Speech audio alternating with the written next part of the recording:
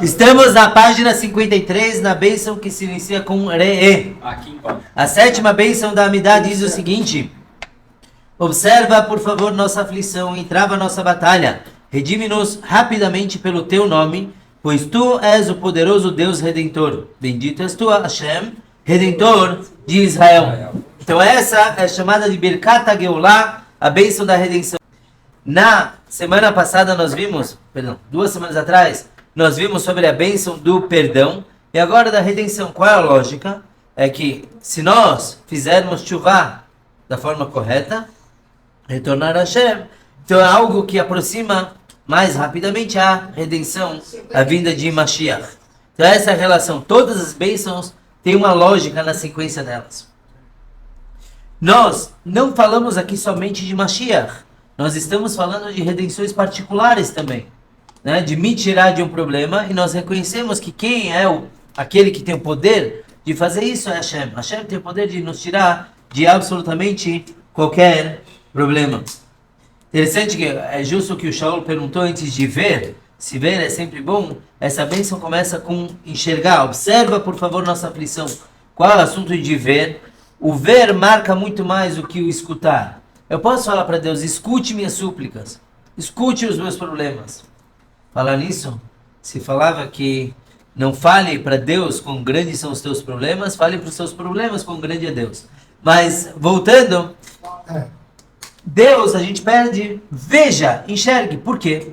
Quando você escuta algo, você pode pôr dúvida. Quem falou que é verdade? Um testemunho, ele veio me falar, então pode ser que sim, pode ser que não. Quando você vê, ninguém te tira daquilo. Você viu, não tem como, você... É como as crianças, quando você vê alguma criança fazendo uma coisa errada. Você fala, nunca você fez. Aí eu não fiz. Você está me xingando, né? Você está me falando que eu não vi o que eu vi? Então por isso que o juiz não pode ser testemunho. Se um juiz ele viu um crime acontecendo, ele não pode servir de juiz naquele caso. Porque não tem explicação que o demova do que ele viu. Então no caso aqui a gente pede para Hashem ver os nossos problemas, porque eles são muitos. E a gente sabe que Deus... tem um plano, ele tem um objetivo em tudo que acontece, mas a gente pede para não exagerar, que às vezes nossos tsuras são mais do que a gente aguenta. A gente fala para Deus, por favor, veja os nossos problemas e nos redima, e trava a nossa batalha. Quer dizer, quando a gente tem um inimigo, não deixe a gente sozinho, lutando sozinho, e sim, que Hashem ajude. O que é muito legal aqui, que ele deixa muito claro, o texto deixa bem claro por que a gente quer a redenção. Por que eu quero sair dos meus problemas? Redime-nos rapidamente pelo teu nome. Por você, Deus.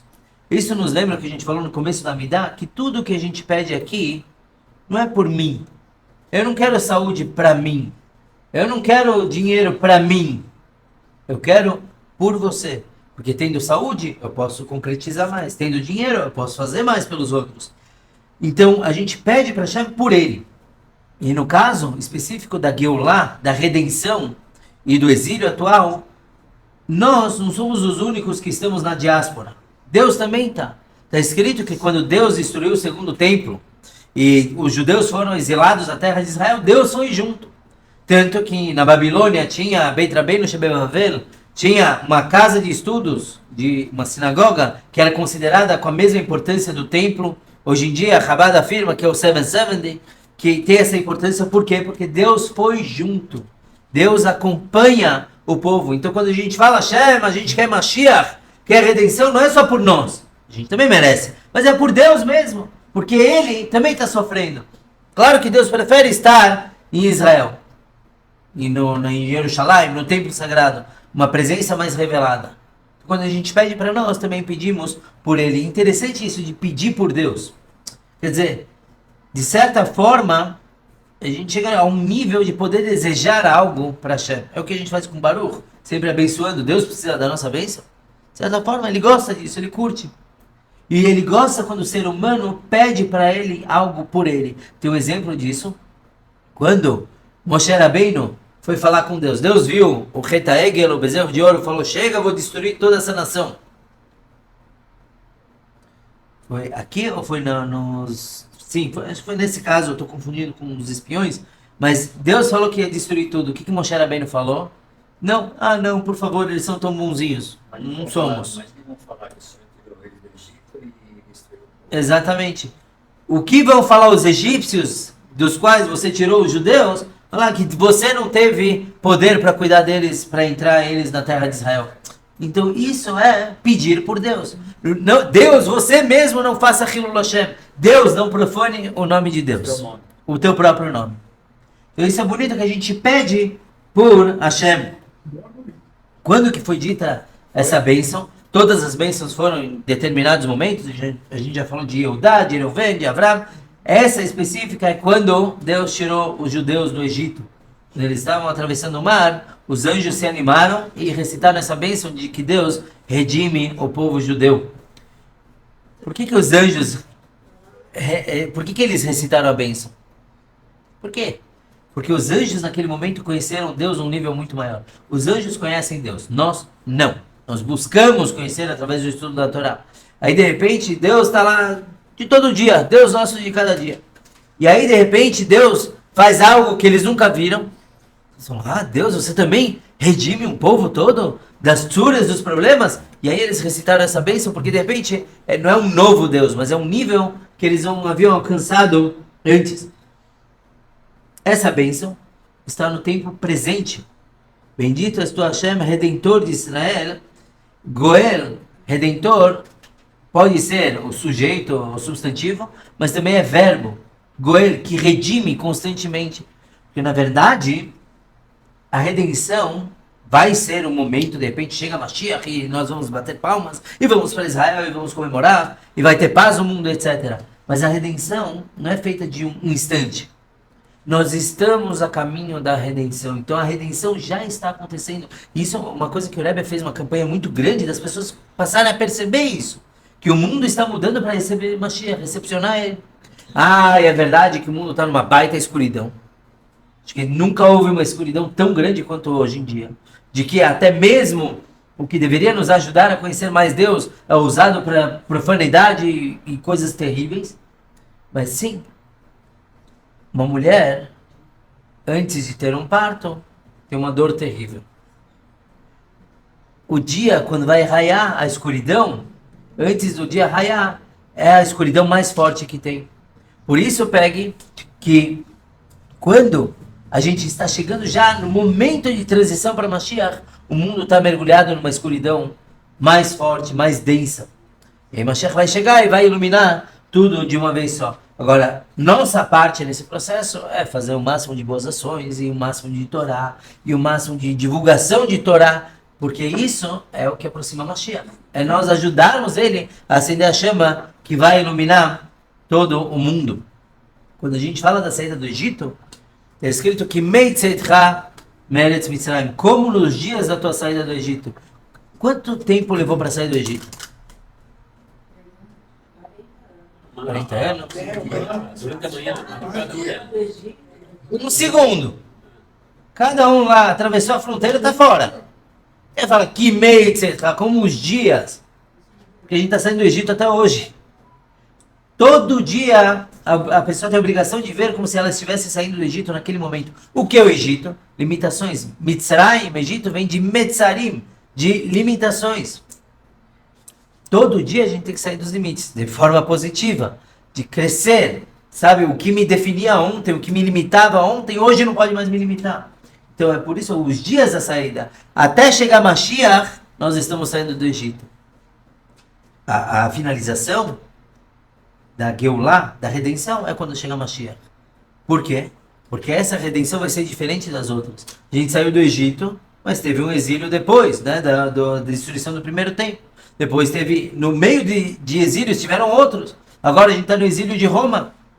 Então, todos os exílios, eles não foram eternos. Mashiach vai ser eterno. Então, ele vai culminar a saída do Egito. Quando que vai chegar Mashiach?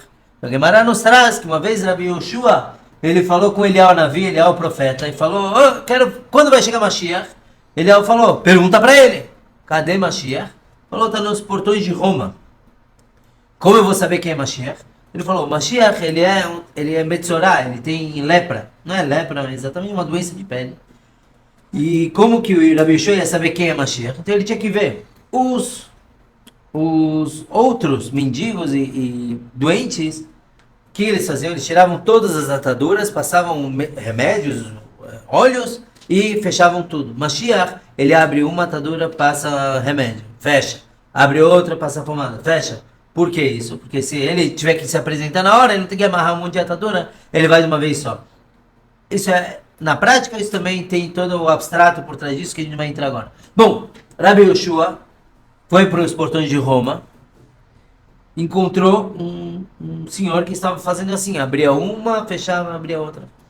E ele perguntou, senhor Mashiach, quando o senhor vem? Mashiach falou, hoje. Rabi Yoshua ficou feliz. Olha o Hashem, vai chegar hoje Mashiach. Passou o dia e nada de Mashiach. Então o Rabi Yoshua foi falar com ele, o Navi falou, ele mentiu para mim. O Navi falou, não. Ele falou, hoje, se a gente escutar as palavras de Deus, se a gente fizer as mitzvot, então é isso que o Mashiach está esperando. Boas ações.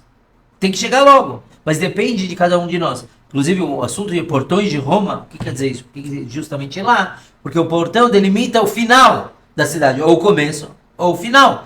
Então, representa que Mashiach vai chegar e acabar com o governo de Roma, que é o nosso exílio atual. Aí pode se perguntar, olha só a nossa geração. Tá? Vamos comparar a nossa geração com os judeus da época do templo, que viam Deus. Ou com os judeus do deserto, que saíram do Egito e viram a revelação divina e receberam a Torá. Quem somos nós?